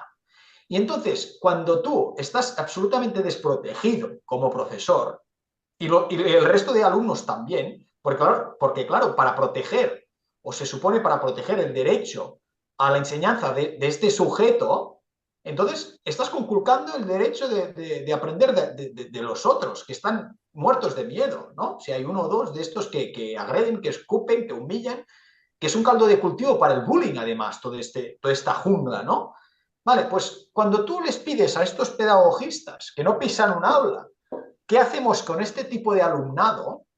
Te dan respuestas tipo, no, es que claro, tú tienes que hacer un curso para saber tratar a este tipo de alumnado. Ya, pero es que ellos no entran en el aula y no entienden que este tipo de alumnado, si te quiere reventar la clase, te la va a reventar. Si lo que quieren es pegarte, te van a pegar. Si lo que quieren es, yo qué sé, pues pincharte las ruedas del coche, ya van a ser competentes para saber cuál es tu coche. ¿Eh? Que no son angelitos. A ver, la educación forma parte de la condición humana ¿no? Y hay de todo. Entonces tú dices, bueno, ¿queréis una propuesta? Pues mira, estos alumnos que muchos en secundarias, es que algunos son peligrosos incluso, ¿no? Delincuentes, predelincuentes, y estos los hay. No entro en los motivos de por qué actúan de esta manera, porque hay panoramas familiares, todo lo que quieras. No entro en los motivos, pero lo que pasa es que son infumables. Entonces dices, bueno, ¿quieres una propuesta? Pues de cada 10 centros que ya están constituidos y dotados, destina un centro a este tipo de alumnado con carácter reversible, ¿eh? Es decir, este centro que tenga pues el personal de seguridad que tenga que tener y después profesorado que sea voluntario, cobrando más y que tenga la formación pertinente para tratar este tipo de alumnado. O sea, profesorado que le vaya a esto, ¿no? Que tenga más un carácter social, ¿no? Y entonces, pues que vayan allí hasta que aprendan las normas de conducta básicas, porque no pueden ir al instituto normal cuando se han petado todas las normas de convivencia. Y entonces te dicen, no, claro, es que esto es segregar y tal, ¿no? Ya usan esta palabra con carácter moral, segregar. Hostia, es una palabra muy fea. Y allá, pero es que el que tiene que entrar en el aula cada día soy yo. Entonces usted, que no tiene que entrar en el aula, me va a decir qué tengo que hacer. Y claro, entonces te tratan como de mala persona, ¿no? Ya, pero bueno, ¿yo qué quieres que te diga? O sea, es decir, ¿usted qué solución me da a esto? Y no te dan ninguna solución. Ninguna.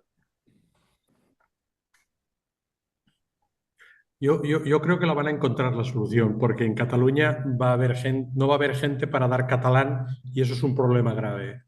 Yo estoy aquí en Bueno, Cataluña. está pasando esto ya, está pasando. Matemáticas está pasando. Una pregunta, Damià. ¿Tú qué opinas del tema que siempre apunta el Luri, que Soria siempre ha dado con las mismas leyes que tenemos nosotros resultados superiores a Singapur, a Finlandia? El Instituto Núñez de Arce de Valladolid se sale y es un instituto de aluvión de migración, no es un instituto de élite. Entonces, cuando estamos hablando de que, pero hay gente que lo está haciendo bien y hay gente que lo está haciendo, pero muy bien. Entonces, con las mismas leyes que tenemos nosotros, ¿qué pasa? ¿Que los equipos directivos de esos colegios se saltan la ley?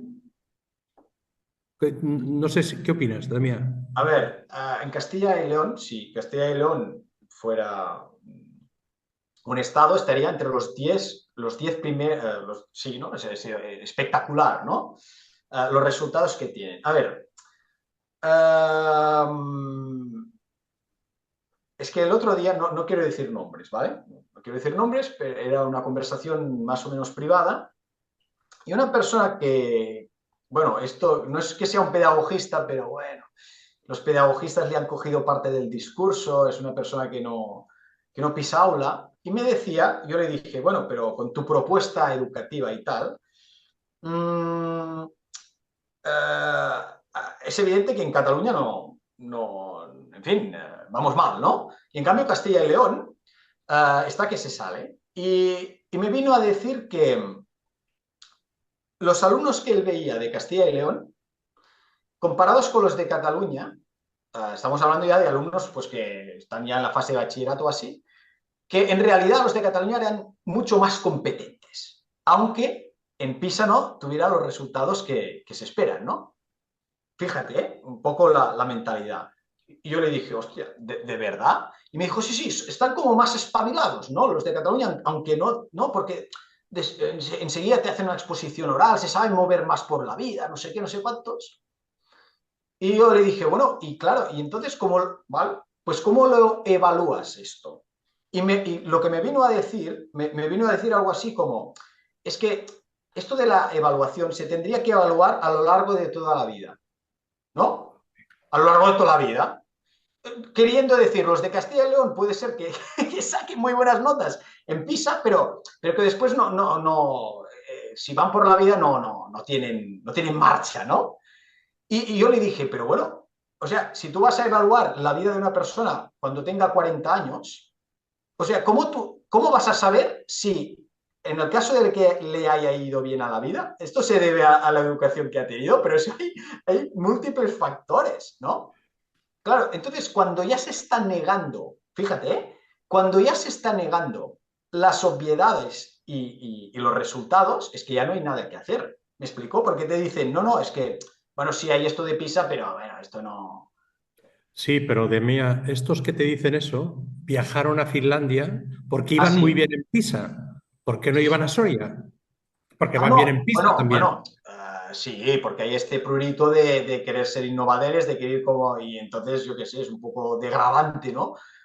Decir, vamos aquí al lado que hace las cosas bien. Después también te dicen, bueno, es que claro, es que en Castilla y León no hay tanta inmigración, ¿no? Buscan cualquier excusa, ya está. Y de hecho, en Cataluña la primera excusa que pusieron por los resultados de PISA fue la inmigración. Como si la inmigración todos fueran iguales, ¿no? O sea, si hay 50.000 tipos de inmigración, ¿no? Entonces, y después ya vieron que esto no iba así y se tuvieron que retractar. Pero el discurso, fíjate, es cuando la realidad no nos da los datos que esperamos o los resultados que esperamos, entonces ya negamos que la evaluación sea objetiva. Y en el caso que sea objetiva, después decimos, bueno, pero no es para tanto. Bueno, pues entonces si no hay ningún tipo de referente mínimamente objetivo, pues oye, pues yo ya dejo de corregir. ¿Qué sentido tiene? ¿No? Es que, no sé, es algo alucinante. Sí, sí. Ana, no se te escucha. Que de todo lo que le he oído a Damián, no estoy de acuerdo con tu propuesta esa que has dicho de reunir a estos alumnos que son más difíciles hasta la muerte, sino yo creo que más bien tendremos que plantearnos lo siguiente, o sea, porque estos alumnos están solamente en estos centros y si estos alumnos son tan difíciles, más bien tendríamos que plantearnos, igual que yo sé que en Cataluña habéis hecho últimamente, que no sé qué resultado habrá dado, por repartir los alumnos con necesidades. Este alumnado debería estar repartido entre la pública y la concertada y luego O sea, y luego disciplinas, si tienen que ir expulsados, pues tienen que ir expulsados, y si tienen que ir a otro centro, pero que estos centros no tengan que ser siempre eh, los de la pública, ¿no? Si el sistema público es pública y concertada, yo estaría más, porque a mí me parece que no hay formación. ¿Cuál es la formación que te capacita o sea, qué profesores irían a hacer eso? Lo único que Mira, quería. es tan absurdo esto. Es una propuesta, se podrían dar otras, pero yo quiero decir, se tiene que dar una respuesta a esto. Alumnos que realmente es que son acosadores, son humilladores, Claro, esos ¿vale? alumnos tienen que Y ser son expulsados. violentos. Y son violentos. Y algunos son delincuentes incluso, ¿no? Y bueno, pues mira, fíjate lo absurdo que llega a ser. En Cataluña hay unas cosas que se llaman WEC, unidades de escolarización compartida, una cosa rara de estas, que básicamente es para tratar este tipo de alumnado, pero claro, se hace de manera acomplejada, con eufemismos, y básicamente se trata de sacar este tipo de alumnado del aula ordinaria, tratarlos aparte, ¿no? O sea que ya se está segregando, lo que dicen segregar dentro del mismo centro. Pero se llega al absurdo de, atención, derivas un alumno a la WEC, ¿sí? Entonces, al cabo de un mes, los profesores que están en la WEC, ¿vale? Que ya son profesores que en principio saben tratar este tipo de alumnado, te devuelven al alumno diciendo claro, no está cumpliendo las normas de la WEC. Y dices, ya, pero es que claro, ha ido a la WEC porque este alumno no cumple ninguna norma. Entonces, si está a la WEC, si lo hemos derivado a la WEC, es porque precisamente es infumable en un aula ordinaria, pero es que después te lo devuelve diciendo, no, es que no está cumpliendo las normas de la WEC. Ya. ¿Te fijas lo absurdo que es? Sí, sí. Y está claro que es muy complicado. Y sobre todo es eso, que las recetas que nos dan estos iluminados no hay por No dónde, no hay funcionan. por dónde cogerlas. No hay Y por dónde siempre cogerlas. recaen en el profesor, que Sí, nos sí, sí. falta formación para este tipo de alumnado. Oiga, perdone. No La, sé la Yo no creo que solución, exista ninguna formación. Hombre, no, es que claro, tienes que ser un educador social, bueno, pues tienes que estar motivado para este asunto, pero lo que no puede ser es que por un alumno o dos, todos los otros estén ahí No, no, muertos de claro, no, miedo. no. O sea, la disciplina tiene que funcionar, y tiene que funcionar la expulsión, y tiene que funcionar lo que Y la haga falta. expulsión, yo ya sé que la Pero- expulsión no sirve de nada para el alumno, porque cuando vuelva se va a comportar igual, pero es que la expulsión, como mínimo, sirve para el resto de compañeros, que estén tranquilos, la, y para el la profesor. solución que yo propongo, lo que yo propondría sería, quizá os parezca ingenuo, pero es que desde la vivencia de primaria lo veo perfectamente posible. No olvidemos que el papel de la escuela es un papel de ascensor social, es un papel civilizador. Entonces es que pongo la mano en el fuego, es decir, os puedo asegurar que si se hacen las cosas bien en primaria, toda esta casuística se vería drásticamente reducida.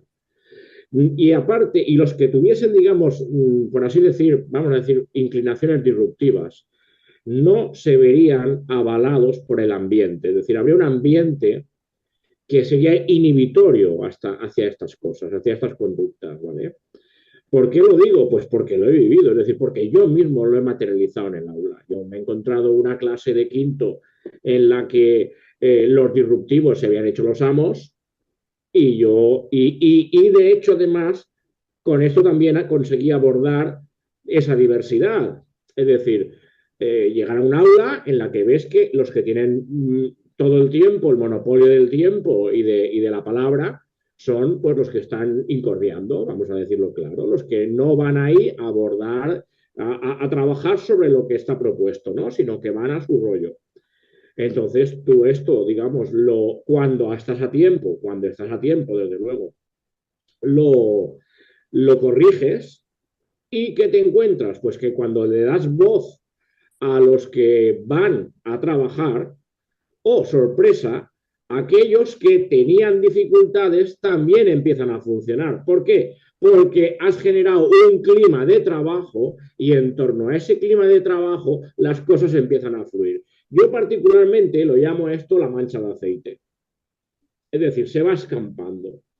¿Vale? Es decir, yo esto lo he puesto, claro, a prueba cuanto más pequeños, más funciona. Es decir, a mí me ha pasado, pues, heredar yo una clase en segundo que venía de un primero, pues de trabajar por grupos, además de que era la clase, al ser línea en castellano, era la que contenía todos los niños inmigrantes, iban a esa, es decir, había dos clases y por así decirlo, la de castellano era la que por tener más diversidad tenía peores números, digamos. Y, oh sorpresa, consigues revertir esto. ¿Y cómo lo reviertes? Pues porque los coges lo suficientemente pequeños, porque vuelvo a insistir, hay una etapa en el desarrollo en el que el adulto aún tiene algo que decir. Es decir, en el que el niño tiene una moral de niño bueno, de querer agradar al adulto y en la que el adulto es una figura de referencia. Esto, naturalmente, en secundaria ni lo conocéis porque ya no ocurre. Es decir, esto se aparece en sexto. El cambio, y depende si son niños, depende si es en contexto rural o contexto urbano.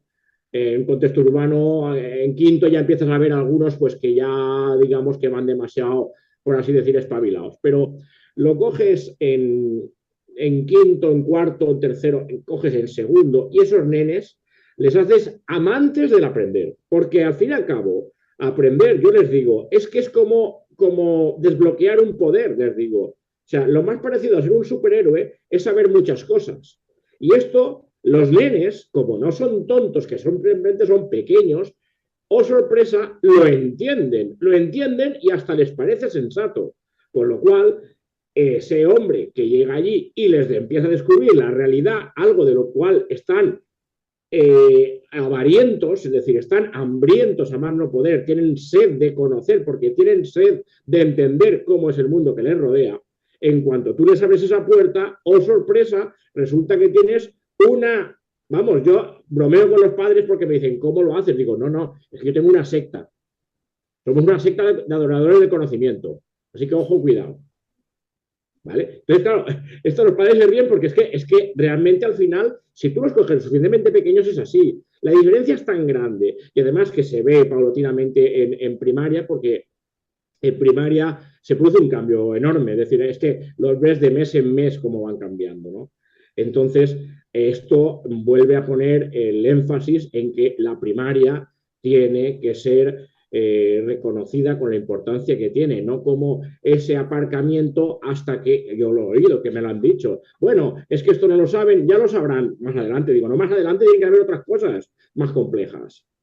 Entonces, el problema está en que dentro de este sentimentalismo hay una parte muy importante de subestimación. Es decir, como te quiero tanto, para yo ejercer mi amor sobre ti, te he de subestimar tus capacidades. Entonces, esa subestimación de capacidades va de la mano de ese buenismo. Es más, difícilmente los ves separados. Entonces, ¿qué pasa? Que ese buenismo es pernicioso, porque es un buenismo que convierte al niño en tu rehén, en el rehén de tu ideología, en el rehén de tus deseos de exhibición de tu bondad. Entonces, esto es horrible. ¿Por qué? Pues porque se nos olvida que nosotros tenemos que ser técnicos. Eso suena fatal hoy en día, porque tenemos que ser románticos. Y no, tenemos que ser técnicos, porque un romántico se deja llevar por su subjetividad. Entonces, una persona subjetiva no es una persona fiable. Porque tú estás ahí para ofrecer unos conocimientos tangibles y objetivos. En el momento que tú te dejas llevar por tu emotividad, resulta que estás ignorando realmente la de ellos y las necesidades de ellos. Porque ya digo, es que al final es una gran patraña revestida de un lenguaje que, como tú dices, es neolengua, pero es que es una neolengua que no vemos hasta qué punto es perniciosa y está llena de trampas y de vicios dialécticos. ¿Vale? En fin. Muy bien, a ver, vamos a tener que ir acabando porque ya estamos mucho sobre la hora. Muy buena intervención esta última, Andrés, porque creo que acabaremos con un sabor positivo, ¿no? Y un poco retomando otra vez lo de antes, ¿no? Es que yo creo que está en la prevención, ¿no? Lo que está diciendo Andrés, al que bajamos estándares académicos y de comportamiento, la cosa nos llega como nos llega. Entonces, si hacemos una prevención, y ejemplos los hay muchos, ¿eh? Habéis hablado del Castillo de León, pero en Inglaterra hay ejemplos Hay uno que no les gusta a los pedagogistas, que es Micaela, pero es alucinante porque tienen alumnado con familias desestructuradas, inmigrante, eh, y tienen un nivel top de nacional. Y en Estados Unidos están las escuelas charter también, que es parecido, ¿eh? Tienen alumnado afroamericano y latino y tienen un rendimiento brutal. Entonces, si tú tienes unos altos estándares académicos y de comportamiento, va a ser muy difícil que lleguen esos casos que los tenemos en el aula, ¿no? Actualmente. Y bueno, y eso empieza seguramente por cuando son pequeñitos. Yo no sé si Damián quiere acabar con alguna cosa más, porque ya hemos abusado mucho de tu tiempo. Agradecerte mucho que te hayas prestado a esta experiencia. Estamos muy contentos y también agradecerte que hayas escrito el libro otra vez, porque has dado visibilidad a la sociedad de todo este desfase, esta locura, ¿no? En la que Bueno, estamos. a ver, yo quería expresarme, pero el otro objetivo sería, el del libro, que la gente que no está dentro, que entienda qué está pasando dentro, ¿no? Sea familias o gente. Y también iba por allí los tiros, ¿no? Decir, oye, fíjate que esto de tener vacaciones sí, pero no, ¿no? Que esto es más complicado. Sí, sí. Y intentar hacer, no sé si decirlo así, pedagogía, ¿no? De, a ver, cómo lo vivimos o lo dura que puede ser esta profesión. Pero es dura porque te la han vaciado de sentido, ¿no? O te han cambiado de trabajo, porque no era este el contrato que yo había hecho, ¿no? Y es este el lamento, ¿no? Pero bueno, he disfrutado mucho de la sesión y muy bien, la verdad. Muchas gracias por invitarme. Gracias a ti y a todos los que estáis aquí. Hasta la próxima. Chao, chao. Adeu. Bona feina. Vale, Deo, gracias.